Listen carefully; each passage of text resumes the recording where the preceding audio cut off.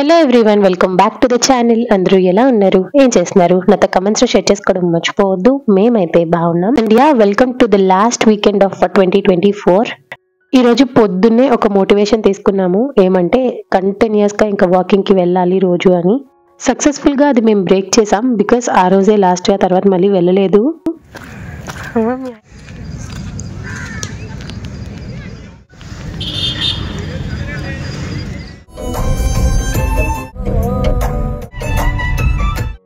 Walking complete చేసుకుని return ఇంటికి వెళ్ళేటప్పుడు చికెన్ తీసుకుంటున్నాము. ఇంకా ఆబ్వియస్ గా వీకెండ్ అంటే నాన్ వెజ్ తో బంతా హై. అండ్ దట్టు ఈ మధ్య మా అత్తగారు నాన్ వెజ్ లేకపోతే తినట్లేదు అనమాట.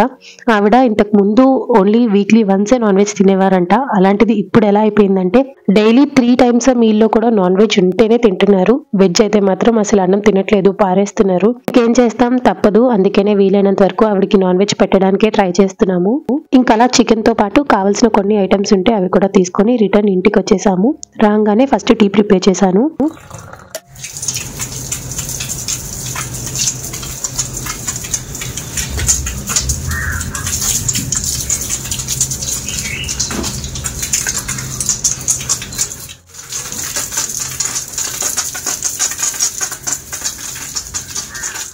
ఇంక ఈలోపే డాడీ కాల్ చేశారు. ఏమంటే వీకెండ్ కదా, ఇంటికి రమ్మని పిలిచారనమాట. కాకపోతే మా హస్బెండ్ కి ఆఫీస్ ఉంది. ఇంకా అదే మాట చెప్పాము. డాడీ అయితే మమ్మల్ని చాలా మిస్ అవుతున్నారు. ఫోన్ చేసిన ప్రతిసారి హాలిడేస్ ఎప్పుడమ్మా, వచ్చేయండి అమ్మా అని అడుగుతున్నారు అనమాట. జనరల్ గా పేరెంట్స్ వాళ్ళ పిల్లల్ని ఎలా చూసుకుంటారో నాకు తెలియదు, కానీ మా నాన్నకు మేమంటే చాలా ఇష్టము. ఎంత ఇష్టం అంటే ఆయన కళ్ళ ముందు మేము కనిపించాలి, కనిపించకపోతే ఆయన ఉండలేరు. అలాంటిది ఇప్పుడు తప్పదు, ఉంటున్నారు. కానీ ఆయన మిస్ అయిన ప్రతిసారి వచ్చేయండి అమ్మా అని అడుగుతారు. మేము రావడానికి అవ్వదు అంటే ఇంకా ఆయనే వస్తారనమాట. వీక్లీ 1-2 times అయినా వచ్చేస్తూ ఉంటారు ఆయనకి గుర్తొచ్చినప్పుడల్లా. రాను అని చెప్పేశాను, కానీ నాకు బ్యాక్ ఎండ్ లో ఎక్కడో ఉంటది కదా, అయ్యో మా నాన్న పిలిచారు వెళ్ళలేకపోతున్నానే అని. నేను ఎలా ఫీల్ అవుతున్నానో అది నా ఫేస్ లో క్లియర్ గా కనిపించేస్తుంది. ఇంకా మా హస్బెండ్ చూసి లేదు నెక్స్ట్ వీక్ ఎలా అయినా వెళ్దాంలే ఒక రోజు అని అన్నారు. సరే ఇంకా అప్పుడు కొంచెం నార్మల్ అయ్యాను అనమాట.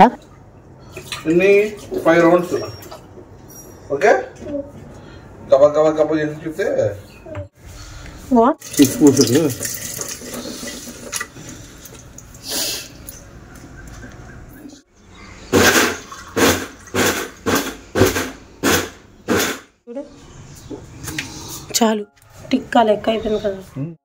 భుజ బంగారం లేచి వాకింగ్ కి వెళ్ళి వచ్చేసాడు. ఆ తర్వాత వాడికి ఎందుకు అనిపించిందో తెలియదు, కానీ మమ్మీ నాకు నీ హ్యాండ్ రైటింగ్ నేర్పించు, నేను నీలాగా రాయాలి అన్నాడు. వాడికి ఏదో రాసిస్తుంటే ఈ లోపు ఈయన వచ్చి మరి నేను అన్నారు. సో ఇంకా ఆయనకు కూడా రాసిస్తే రాసుకుంటున్నారు. అలా వాళ్ళిద్దరూ ప్రాక్టీస్ చేసుకుంటున్నారు. ఈ లోపు నేను టిఫిన్ ప్రిపేర్ చేయడానికి వచ్చేసా. ఓ బై ద వే, మీకు చెప్పలేదు కదా, ఈ రోజు మేము కొంచెం స్పెషల్ గా టిఫిన్ ప్రిపేర్ చేసుకుంటున్నాం. ఏమంటే dosa along with chicken keema curry. నా పుట్టింట్లో ఎప్పుడు ఇలా టిఫిన్ తో నాన్ వెజ్ తినేవాళ్ళం కాదు. ఎప్పుడైనా చట్నీ లేదా ఊరగాయ అంతే. కానీ వీళ్ళు రాజా బిడ్లండి, తల్లి కొడుకు. పొద్దున్న టిఫిన్ కి తింటారు, మధ్యాహ్నం లంచ్, నైట్ డిన్నర్ లో కూడా నాన్ వెజ్ తింటారు. అయ్యయ్యో రాజా బిడ్లు అలానే తింటారు అంటారా? ఏమో అండి, నాకైతే తెలియదు. నేను కూడా ఫస్ట్ టైం పెళ్ళైన తర్వాతే చూస్తున్నాను. సరే ఇంకా ఈ రోజు చికెన్ కీమా కర్రీ ఎలా ప్రిపేర్ చేశాను అంటే ఫస్ట్ ఆయిల్ లోని జీలకర్రతో పాటు ఆనియన్స్ యాడ్ చేసి అవి గోల్డెన్ బ్రౌన్ కలర్ వచ్చేంత వరకు ఫ్రై చేసుకోవాలి. నెక్స్ట్ అల్లం వెల్లుల్లి పేస్ట్ తో పాటు tomato puree along with salt and పసుపు కూడా యాడ్ చేసి మంచిగా టొమాటోస్ మగ్గేంత వరకు బాగా ఫ్రై చేసుకోవాలి. అంతా మగ్గిన తర్వాత మిక్సీ చేసి పెట్టిన చికెన్ తో పాటు కారం కూడా యాడ్ చేసుకోవాలి. ఆల్రెడీ సాల్ట్ ఇందాకే యాడ్ చేసాం కాబట్టి ఇప్పుడు కారం వేసుకొని అంతా కలిసేటట్టు మిక్స్ చేసుకొని కన్సిస్టెన్సీకి తగ్గట్టు వాటర్ యాడ్ చేసి ఒక 15-20 minutes లో ఫ్లేమ్ లో పెట్టి కుక్ చేసుకోవాలి.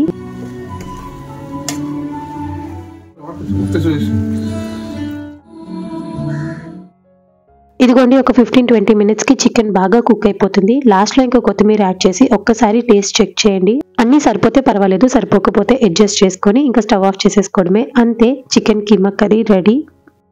అండ్ ఇందాక చెప్పాను కదా, ఈ రోజు కొంచెం స్పెషల్ బ్రేక్ఫాస్ట్ అని dosa along with chicken keema curry అనమాట. నార్మల్ గా అయితే ఇందులో కొన్ని మసాలాస్ అవి యాడ్ చేసి ఇంకా మంచిగా ప్రిపేర్ చేయొచ్చు. కాకపోతే ఇది ఫస్ట్ మీల్ కే అంటే టిఫిన్ కే తింటున్నాం కదా, సో పొద్దున్నే మసాలా ఐటమ్స్ ఎందుకులే అని చెప్పేసి నేను చాలా బేసిక్ గా ప్రిపేర్ చేశాను. పొద్దున్న కొంచెం హెవీగా బ్రేక్ఫాస్ట్ చేసాం కదా, ఇంకా మా హస్బెండ్ ఆఫీస్ కి ఆల్మోస్ట్ 10 o'clock అలా బయలుదేరారు. ఆయన వెళ్లే ముందు మజ్జిగ ప్రిపేర్ చేశాను అనమాట. బికాస్ హెవీగా తినేటప్పుడు ఏమో నాకు కొంచెం భయం వేస్తుంది, ఎక్కడ ఇండైజెషన్ అవుతుందా అని. అలవాటు లేని పనులు చేసేటప్పుడు కొన్ని సేఫ్టీ మెజర్స్ ముందుగా తీసుకోవడమే మంచిది. అందుకనే ఇంకా మజ్జిగ తాగేసాం. ఇంక ఇక్కడ మా చిన్న రాజా బిడ్డ మంచిగా ఫ్రెష్ అయ్యి వచ్చి టిఫిన్ చేసి కూర్చున్నాడు. వాళ్ళ ఫ్రెండ్స్ వస్తారంట, ఆడుకోవడానికి వెళ్ళిపోతా అంటాడు. నేనేమో అలా కాదు, ఏదైనా యాక్టివిటీ చేసి అప్పుడు వెళ్ళు అన్నాను. సరే కానీ ఆ సండే బుక్ తీసుకొచ్చాడు. ఈ న్యూస్ పేపర్లో సండే బుక్ ఉంటుంది కదా, అందులో లాస్ట్ పేజెస్లో యాక్టివిటీస్ ఉంటాయి అనమాట. అందులోని ఫైండ్ ద వే ఉంటే ఫస్ట్ అది చేశాడు, ఆ తర్వాత కలరింగ్ చేయమన్నా. ఇంకా కలరింగ్ చేస్తూ కూర్చున్నాడు. ఈ లోపే వాళ్ళ ఫ్రెండ్స్ వచ్చారు. వెంటనే పుస్తకాలన్నీ మూసేసి ఎక్కడికక్కడ సర్దేసి పారిపోయాడు అనమాట ఆటకి. ఇది చెయ్యి, ఇప్పుడు కలర్ చెయ్యి.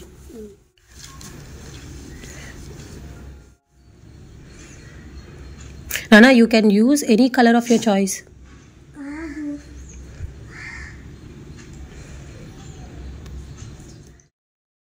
ఇక్కడ ఒకసారి వియాని చూడండి, అంతా ఒకసారి చెక్ చేసుకున్న తర్వాత పని స్టార్ట్ చేశాడు. ఏమంటే మా నాన్న కూడా ఇంతే అనమాట. అయ్యో ఇంత చెక్ చేస్తున్నారు కదా, మంచిగా ఏ పనైనా చేస్తారా అనుకుంటే అస్సలు కాదు, అన్ని దేడ్ దిమాగ్ పనులే చేస్తారు. ఇంక ఇక్కడైతే స్లోగా ఇల్లు క్లీనింగ్ కూడా స్టార్ట్ చేశాను. యాక్చువల్గా సంక్రాంతికి ముందు అమ్మ వాళ్ళు వచ్చి నాకు కొంచెం క్లీనింగ్ లో హెల్ప్ చేస్తారు అనుకున్నా, కానీ వాళ్ళకి పండగ లేదు కాబట్టి వాళ్ళు రావడానికి అవ్వదు. సో నేనైనా అన్ని పనులు ఒకేసారి చేసుకోవాలంటే కష్టం కాబట్టి ఇలా స్లోగా ఒకదాని తర్వాత ఒకటి చిన్నగా స్టార్ట్ చేశాను క్లీనింగ్. ఇంకా మధ్యాహ్నం లంచ్లోకి రైస్ పెట్టేశాను అండ్ పొద్దున్న చేసిన చికెన్ కీమా కర్రీ ఉంది. సార్టెడ్. ఆల్మోస్ట్ ఎవరికి ఆకలి వేయట్లేదు. ఇన్ కేస్ ఆకలి అంటే రైస్ ఉంటుంది కదా అని చెప్పేసి పెట్టా. ఈ లోపే గిన్నెలన్నీ వాష్ చేసేసి బట్టలు వాషింగ్ కి వేసేసాను. ఇంకా అలా బట్టలు వాష్ అయ్యే లోపు రిమైనింగ్ చికెన్ ని మ్యారినేట్ చేసి పెడుతున్నాను. మేము చికెన్ కొంచెం ఎక్కువగానే తీసుకొస్తున్నాం, బికాస్ ఆల్రెడీ రీజన్ ఏంటో చెప్పాను కదా. ఇలా చికెన్ లోని ఉప్పు పసుపు వేసి మ్యారినేట్ చేసి పెడితే ఎప్పుడు కావాలంటే అప్పుడు ఐదర్ ఫ్రై కానీ లేకపోతే కర్రీ కానీ చేసి పెట్టచ్చు. ఇంకా ఆ రోజు లంచ్ మేము ఎవ్వరం తినలేదు. ఈవెన్ మా హస్బెండ్ ఆఫీస్కి వెళ్ళిన తర్వాత తనైనా తిన్నారేమో అని అడిగితే ఆయన కూడా అదే చెప్పారనమాట.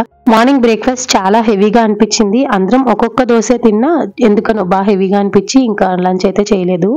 మొన్న మేము మార్కెట్కి వెళ్ళినప్పుడు ఈ రెడ్ క్యారెట్ కనిపించింది. మంచిగా గాజర్ కా హల్వా చేసుకొని తింటే బాగుంటుంది అనిపించి వెంటనే తీసుకున్నాను. తీసుకొని కూడా 4-5 days అయిపోతుంది. ఇంకొన్ని రోజులుంటే ఈ క్యారెట్ ఆబ్వియస్ గా పాడైపోతుంది, ఎందుకులే రిస్క్ అని చెప్పేసి ఈ రోజు క్యారెట్ హల్వా ప్రిపేర్ చేయడానికి రెడీ చేస్తున్నా.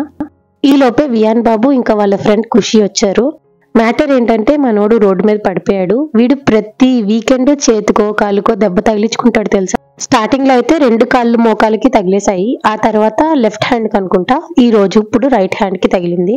మొండోడు ఎంత దెబ్బలు తగిలినా మళ్ళీ ఆడుకోవడానికి మామూలుగా వెళ్ళిపోతాడు. ఇంకా వాళ్ళ ఫ్రెండ్స్ తో అలా ఆడుకుంటూ ఉన్నాడు. ఈ లోపు నేను క్యారెట్ హల్వా ప్రిపేర్ చేస్తున్నా.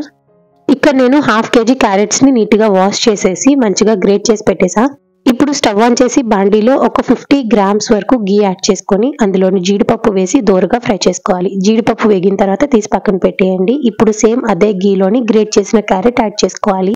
ఈ క్యారెట్ ని మొత్తం గీలోని పచ్చివాసన పోయేంత వరకు చాలా లో ఫ్లేమ్ లో పెట్టి ఫ్రై చేసుకోవాలి. ఏ మాత్రం హై ఫ్లేమ్ పెట్టారా క్యారెట్ మాడిపోతుంది కానీ ఉడకదు, అప్పుడు టేస్ట్ బాగోదు. క్యారెట్ వేగే లోపు వాష్ చేసి పెట్టిన గిన్నెలు ఉంటే అవన్నీ సర్దేసా. నెక్స్ట్ ఇంక ఇక్కడ చూసారు కదా, క్యారెట్ వేగడానికి 20 minutes టైం పట్టింది. లో ఫ్లేమ్ లోని దగ్గరికి ఇలా పచ్చివాసన పోయేంత వరకు క్యారెట్ ని బాగా ఫ్రై చేసుకోవాలి. ఇలా క్యారెట్ బాగా ఫ్రై అయిన తర్వాత ఇప్పుడు ఇందులోని 1/2 liter మిల్క్ యాడ్ చేస్తున్నాను. ఇక్కడ నేను ఫుల్ క్రీమ్ మిల్క్ యాడ్ చేసా. నార్మల్ గా అయితే పాలతో పాటు కోవా కూడా యాడ్ చేస్తారు, బికాస్ కొంచెం క్రీమీగా ఉంటుందని చెప్పేసి. కాకపోతే నేను అంత హంగామా చేయను. సేమ్ టేస్ట్ రాకపోయినా సిమిలర్ టేస్ట్ వచ్చేలాగా ప్రిపేర్ చేస్తానన్నమాట సింపుల్ గా. So full cream milk add చేస్తే అందులో క్రీమ్ ఎక్కువ ఉంటుంది కాబట్టి టేస్టీగా క్రీమీగా ఉంటుంది. ఇంకా పాలతో పాటు పంచదార కూడా యాడ్ చేసుకోవాలి. ఇక్కడ నేను ఎగ్జాక్ట్ గా 4 tablespoons ఆఫ్ షుగర్ యాడ్ చేశాను. స్వీట్నెస్ అనేది మన చాయిస్, ఎక్కువైనా యాడ్ చేసుకోవచ్చు, తక్కువైనా పర్వాలేదు. పాలు పంచదార వేసిన తర్వాత లో ఫ్లేమ్ లో పెట్టి ఒక 15 to 20 minutes ఈ క్యారెట్ ని పాలలో బాగా ఉడికించాలి. ఇంకొక 5 minutes లో స్టవ్ ఆఫ్ చేసేస్తాము అనగా లాస్ట్ లో ఇంకా యాలకుల పొడితో పాటు ముందుగానే ఫ్రై చేసి పెట్టిన క్యాష్యూస్ కూడా యాడ్ చేసి ఒక 5 minutes ఇంకొంచెం బాగా మగ్గించిన తర్వాత ఇంకా సర్వ్ చేసేసుకోవడం. అంతే, యమీ యమీ గాజర్ కా హల్వా రెడీ. ఇది మీరు వేడిగా అయినా సర్వ్ చేయొచ్చు, లేదా కంప్లీట్ గా చల్లగా అయిన తర్వాత ఫ్రిడ్జ్ లో పెట్టైనా సర్వ్ చేయొచ్చు.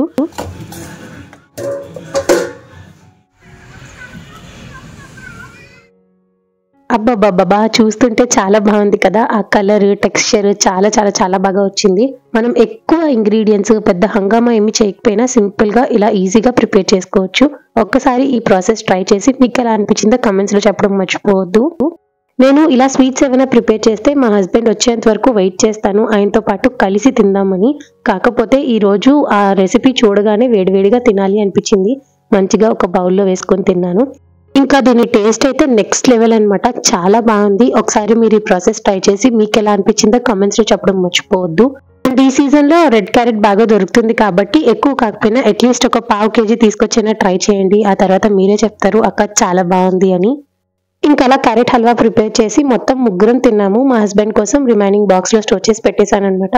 ఇప్పుడు ఇంకా డిన్నర్ ప్రిపేర్ చేస్తున్నాను. ఈ రోజు నైట్ డిన్నర్ లోకి రొయ్యలు మునంకాడ టొమాటో కర్రీ వండుతున్నాను. ఈ కర్రీ కూడా సూపర్ వచ్చింది. ఈ రోజు చేసిన వంటలన్నీ చాలా బాగా కుదిరాయి, అందుకనే రెసిపీస్ కూడా మీతో షేర్ చేస్తున్నాను. సరే, ఇంకా ఈ కర్రీ ఎలా ప్రిపేర్ చేశానంటే, ఫస్ట్ ఆయిల్లోని జీలకర్రతో పాటు ఆనియన్స్ యాడ్ చేసి అవి గోల్డెన్ బ్రౌన్ కలర్ వచ్చిన తర్వాత ఫ్రెష్ గా దంచి పెట్టిన అల్లం వెల్లుల్లి పేస్ట్ తో పాటు ములంకాళ్ళు కూడా యాడ్ చేసి బాగా ఫ్రై చేసుకోవాలి. ములంకాళ్ళు ఒక 5 నిమిషాలు అలా ఆనియన్స్ తో పాటు మగ్గిన తర్వాత టొమాటో పీసెస్ తో పాటు రుచికి సరిపడా ఉప్పు పసుపు కూడా యాడ్ చేసి అంతా కలిసేటట్టు మిక్స్ చేసుకొని మూత పెట్టేయండి. జస్ట్ ఒక 5 to 10 minutes కే టొమాటోస్ మంచిగా మగ్గిపోతాయి.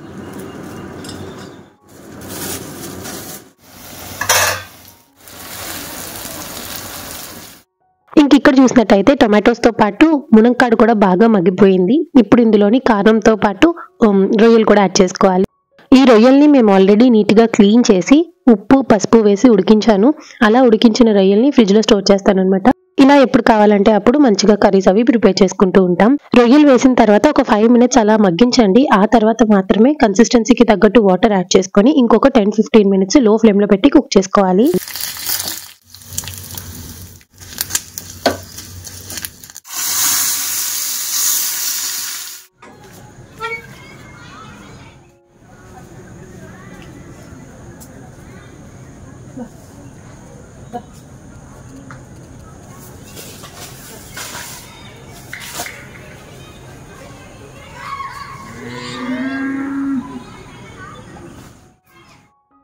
ఇంకా ఇదిగోండి, అంతా బాగా ఉడికిన తర్వాత లాస్ట్ లోని కరివేపాకు కొత్తిమీరతో గార్నిష్ చేసుకుంటే అంతే, రొయ్యలు ములంకాడ టొమాటో కర్రీ రెడీ. చాలా చాలా చాలా బాగుంటుంది. దీనికి కాంబినేషన్ గా వేడివేడిగా రసం ప్రిపేర్ చేశాను.